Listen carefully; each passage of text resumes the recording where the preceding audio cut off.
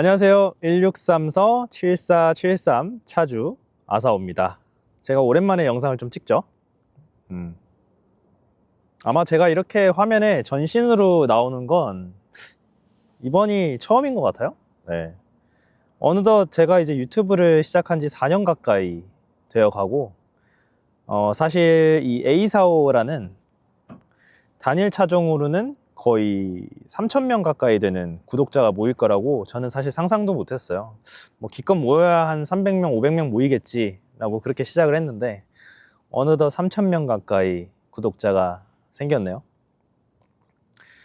이제 오늘은 저와 4년 동안 함께한 이 녀석, 2022년식 W177 A45 AMG와 마지막 작별 인사를 하려고 카메라를 켰습니다. 떠나보내기 전에 그동안 여러분들이 궁금해 하셨던 부분들과 제가 느낀 점들을 오늘 셀프 Q&A 형식으로 영상을 남겨보려고 해요. 그래서 오늘 좀 대본을 좀 보고 할 테니까 좀 양해 좀 해주세요. 혹시라도 더 궁금한 게 있으면 댓글로 남겨주시고요. 왜 유튜브를 시작하시게 된 건가요? 우선 유튜브를 시작하게 된 가장 큰 계기, 가장 큰 동기는 제가 이 차를 살 때 정말 정보가 너무 없었어요. 뭐 유튜브, 구글, 뭐 네이버 다 뒤져봐도 사실 정보가 한 10분이면은 다 검색할 수 있을 정도로 정말 비인기 차종이라 너무 정보가 없더라고요. 좀 많이 답답했어요. 그래서 뭐 비인기 차종인데다 또 한국은 해치백의 무덤이잖아요. 그래서 누가 또 7천만 원 주고 이렇게 고성능의 핫해치를 또 살까 싶기도 하고, 대부분 간단한 리뷰고 뭐 해외에서 뭐 데일리로 타시는 분들도 없고, 그래서 이제 내가 직접 뭐 수리하고 뭐 와인딩하고 그런 거를 하나하나 기록해 나가자, 약간 브이로그의 목적으로 시작을 하게 됐습니다. 그리고 재작년까지만 해도 로엠지 님이 계셨어요. 제가 직접 뵙지는 못했지만 뭐 미니로 지금 기변을 하셨는데 저도 결국 인사를 못 드리고 기변을 하네요. 그래도 이제 후회를 하진 않는 게 가끔 제 영상을 보고 차량을 구매하신 분들이 생각보다 많이 계시더라고요. 도움이 많이 되었다면 제가 더 영광입니다. 제가 살 땐 정말 많이 답답했어요. 출고부터 지금까지 큰 사고나 고장은 없었나요? 뭐 고질병은 또 없나요? 저도 진짜 궁금했어요. 우선 고질병은 없습니다. 이제 한 11만 킬로를 함께 했어요. 이 아사오랑. 정말 많이 달렸죠? 뭐 예상은 했어요. 저는 애초에 데일리를 목적으로 구매를 한 차이기도 하고, 22년도 6월 19일 날짜도 아직 기억해요. KTX 타고 대구까지 갔다 왔죠. 당시 이제 차량 색상을 좀 고민을 하다가 노란색 썬옐로우를 고민을 했는데 너무 튀는 거예요. 그래서 이제 마침 또 대구에 직출 가능한 데님블루 색상이 있다고 해서 중앙모터스에서 바로 계약을 했습니다. 지금 봐도 질리진 않아요. 이 색상이 참 예뻐요. 광은 좀 많이 죽었는데 햇빛에서 보면 이렇게 아름다운 색상이 없거든요. 색감이 정말 예뻐요. 그래서 저는 다시 산다면, 나중에 혹시라도 또다시 데려온다면 똑같은 색으로 데려올 겁니다. 저는 원래 이제 이 아사오 타기 전에 벨로스터 N을 탔고, 벨로스터 N에서 M2 롱비치 블루를 고민하고 있었어요. 뭐 어쩌다 보니 아사오를 타게 됐는데 설원이 좀 길었죠. 11만 킬로 정도 탔는데 큰 고장은 없습니다. 전혀 없고요. 출고하자마자 예전에 영상 보신 분은 아시겠지만 엔진 경고등 뜨고 10km도 안 갔을 거예요 아마. 팝콘 안 터져서 당황한 적이 있는데 그때 제가 기름 넣고 주유구 뚜껑을 끝까지 체결을 안 했더라고요. 그만큼 예민하지만 아주 튼튼한 친구입니다. 그래서 사실 이 하드웨어적으로 고장은 없고요.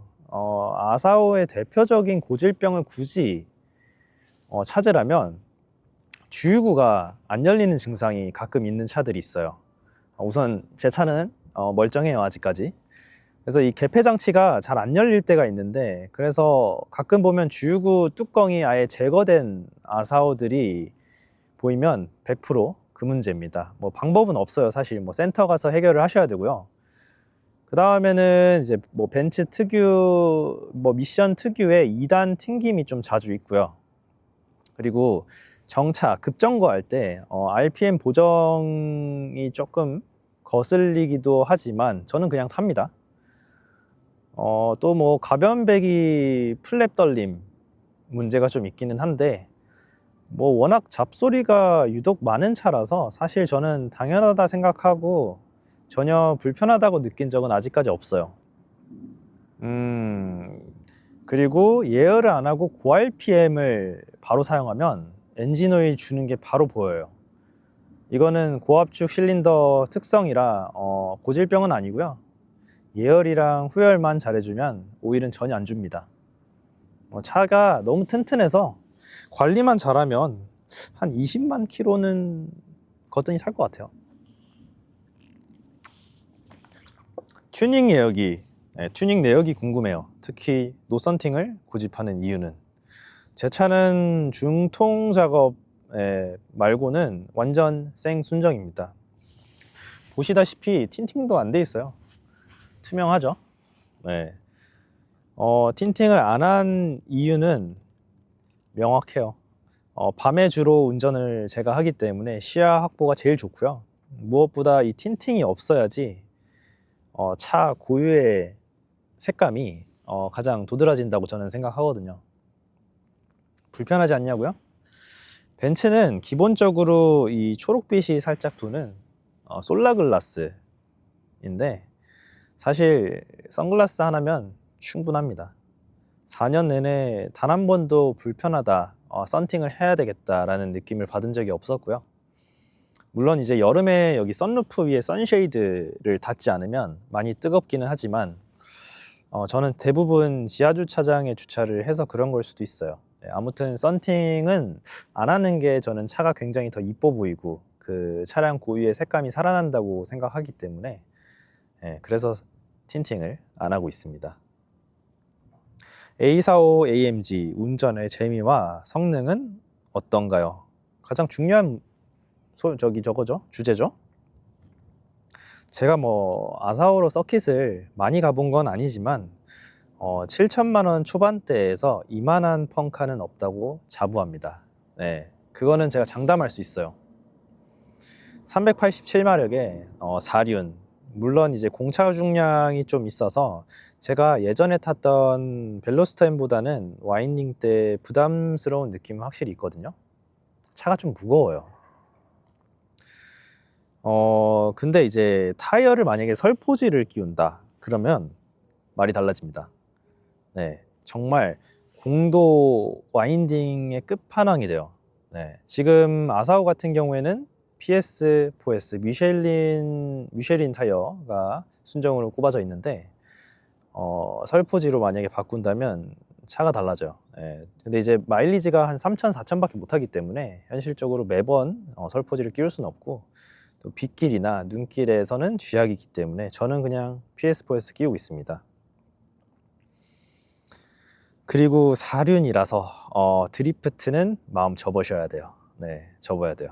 제가 아무리 잡아 돌리려고 해도 안 돌아가더라고요. 그리고 뭐 A45S에는 드리프트 모드가 따로 있는데 그걸 해도 저희가 생각하는 그 후륜의 드리프트는 나오지 않습니다. 가끔 제 차 매핑돼 있냐고 물어보시는데 그건 제 차가 아니에요. 그 색상을 예전에 매핑 영상 자세히 보시면 검정색 차입니다. 그건 제 아는 지인분의 차예요. 그래서 아무튼 제 차는 중통 제외하고는 생순정입니다. 타이어 얘기가 나와서 그런데 아사오가 아반떼 N이랑 타이어가 호환이 돼요. 무슨 말이냐? 아반떼 N은 미쉐린에서 OEM으로 만든 각인이 HN으로 돼 있는 PS4S 타이어가 끼워져 있는데요. 아반떼 출고하시는 분들 중에서 인치 다운 하시려고 바로 인판급으로 타이어를 던지는 분들이 계세요. 그래서 그거를 80만 원 정도 시세가 측정이 돼 있는데 80만 원에 가져오시면 상당히 경제적입니다. 저도 그렇게 하고 있고요. 근데 단점은 미쉐린 순정 타이어보다 조금 말랑하고 이게 고무 배합이 좀 다른가 봐요. 그래서 좀 말랑하고 마모가 마일리지가 조금 짧아요, 이 순정보다. 그래도 뭐 싸니까. 미쉐린 만약에 순정으로 내짝하시면 200만 원이에요. 짝당 50만 원이거든요. 200만 원보다는 80만 원이 성능 조금 포기하더라도 괜찮죠? 이제 가장 중요한 것 중 또 하나인 현실적인 유지비 얼마나 들까요? 네, 저는 애초에 신차라 수리비는 안 들었지만 기름값이 한숨만 좀 나오는데 울트라 카젠만 넣다 보니 이제 한 달에 80만 원, 90만 원 정도 기름값이 나가고 있고요. 여기에 이제 저는 좀 소모품 교환 주기를 짧게 잡거든요. 그래서 엔진 오일 6,000km마다 갈고 뭐 디포 오일, 미션 오일, TC 오일, 뭐 기타, 뭐 흡기 필터, 뭐 많죠. 패드, 디스크 이런 소모품 관리까지 한다면 월 최소 100만 원 이상은 무조건 나온다고 보셔야 됩니다. 순수 유지비로 제가 볼 때 한 120 정도 잡으시면 충분히 타실 수 있을 것 같아요.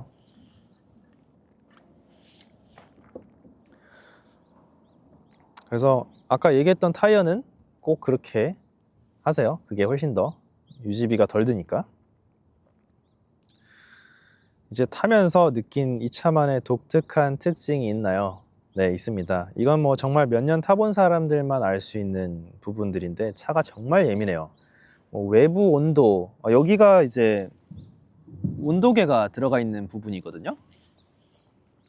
외부 온도나 서스펜션 강도에 따라서 팝콘 소리가 달라지는 걸 저는 느껴요. 네. 서스펜션의 강도가 총 3가지가 있는데 1단이랑 3단이랑 저는 다르다 느끼거든요. 뭐 다른 분은 아니라고도 하시는데 우선 저는 느낍니다. 그리고 모드가 총 3가지가 있는데 컴포트, 스포츠, 스포츠 플러스, 그리고 뭐 인디비주얼, 뭐 스노우 모드 그렇게 있죠. 네, 근데 저는 인디비주얼 모드에서 스포츠 모드랑 똑같이 세팅을 해놔도 인디보다는 스포츠 플러스가 배기음이 훨씬 커요. 그리고 만약에 팝콘이 좀 작아졌다, 배기음이 좀 예전 같지 않다, 그러면 고장 코드를 진단기로 지우시면 바로 다시 살아납니다. 팝콘 때문에 저는 정말 많이 스트레스를 받았는데 정말 기분파예요. 네. 지 맘대로 작아졌다 커졌다 그 기준을 아직까지 명확하게 모르겠어요. 그리고 이제 실내 공간이 굉장히 넓기 때문에 이 폴딩을 하면 차박이나 미니 소파도 거뜬한 짐차가 됩니다. 네. 이걸로 이사도 할 수 있어요. 저도 했고. 네. 예전에 차박 영상 보시면 아시겠지만 혼자서 눕기엔 충분하고요. 뭐 소파도 들어가고 짐도 많이 들어갑니다. 이사 박스 한 4개는 그냥 바닥에 깔려요. 그리고 의외로 사이드 미러가 너무 작아요. 너무 작아서 이게 광각 미러 교체는 필수입니다. 아니면 칼치기를 할 수가 없어요. 차선 1개밖에 안 보인다고 보셔야 돼요, 순정은. 그래서 분명히 이 옆에 차가 없었는데 가끔 보면 있더라고요. 그래서 숄더 체킹을 반드시 해야 됐었어요. 너무 불편하더라고요. 그래서 광각 미러는 필수입니다. 네, 뭐 아무튼 이렇게 질문은 끝났고 이제 마지막으로 무슨 차로 귀변하시나요? 많이들 여쭤보시는데, 자, 이렇게 정든 아사오를 떠나보내는 이유를 설명을 드려야 되겠는데 저는 이 차를 사실 평생 타려고 했어요.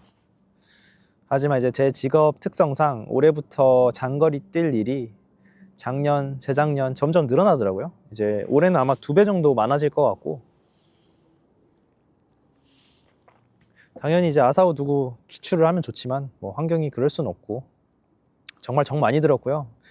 좋은 기억들도 많고, 그리고 아사오 덕분에 제 브랜드 베리스, 네, 더 열심히 키워나가는데 큰 동기부여가 됐어요. 하지만 이대로라면 올해 기름값만 아마 거의 2천만 원 정도 나올 것 같더라고요. 네. 그래서 말이 안 되는 것 같아서 현실과 결국 타협을 해서 배터리카로 넘어갑니다. 좀 자존심 상해요, 사실 저도. 네, 이제 제 다음 차는 테슬라 모델 3 퍼포먼스 퀵실버 색상입니다. 박수. 그래서 이제 시트는 당연히 흰색 시트로 이번에 과감하게 옵션을 넣었고요. 당연히 노틴팅으로 갑니다, 이번에도. 그래서 조만간 테슬라와 함께 더 재미있는 영상으로 돌아오겠습니다. 네, 그동안 아사오를 사랑해 주셔서 진심으로 감사드립니다. 좋은 차주 만나길 바랍니다. 사실 애칭이 있어요. 블루베리예요. 색깔이 블루베리 같다 그래서. 그리고 이건 말을 안 한 건데 블루베리라는 이름을 짓고 그 다음에 이제 베리스라는 제 브랜드 이름을 정한 거였거든요. 그래서 나름 좀 의미가 깊은 차예요, 저한테는. 네. 나중에 또 만날 일이 있을 수도 있으니까. 네. 아무튼 영상 봐주셔서 감사합니다.